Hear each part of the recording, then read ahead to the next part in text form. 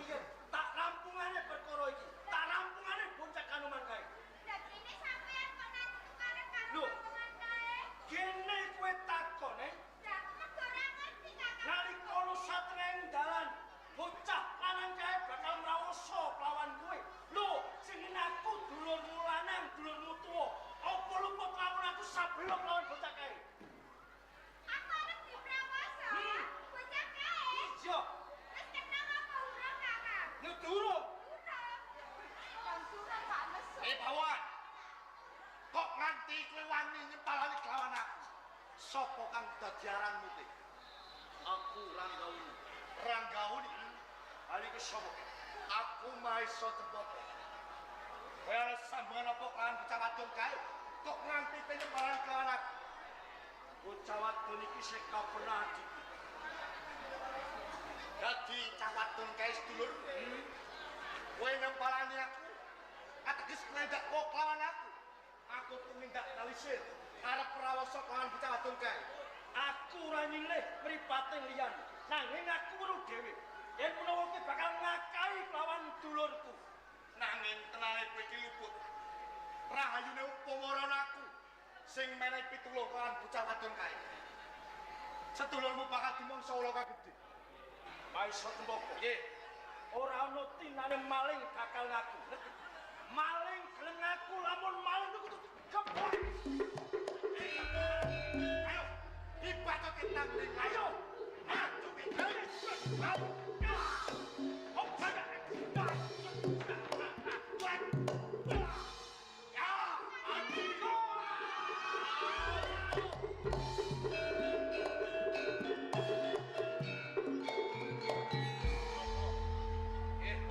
Jebol nyang kene to, Pak. Pancen bener, Pak. Lah iki ono kok kowe padha kejekan. Sing gedhe pangapuramu, Pak.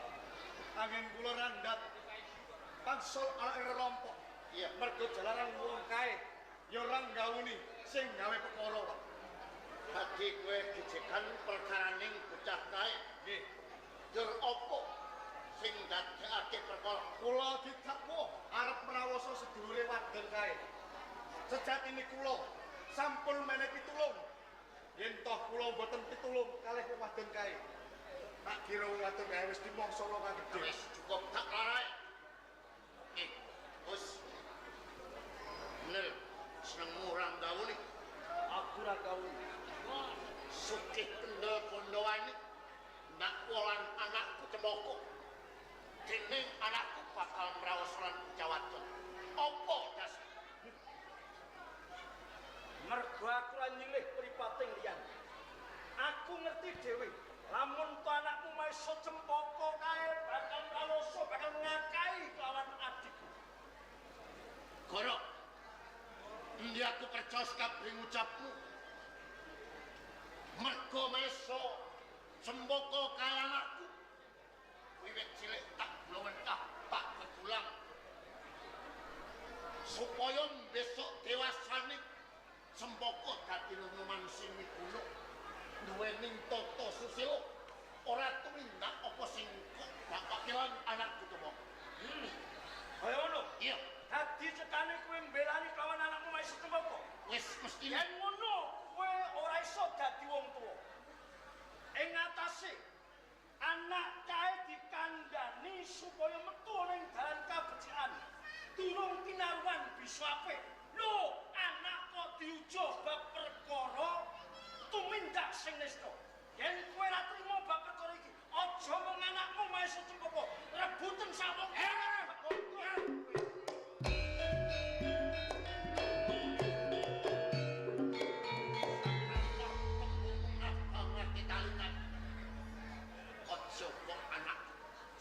Singkok ning iki lho Maisa wong atuh wong tuane sing ora trimo. Yen ngono aja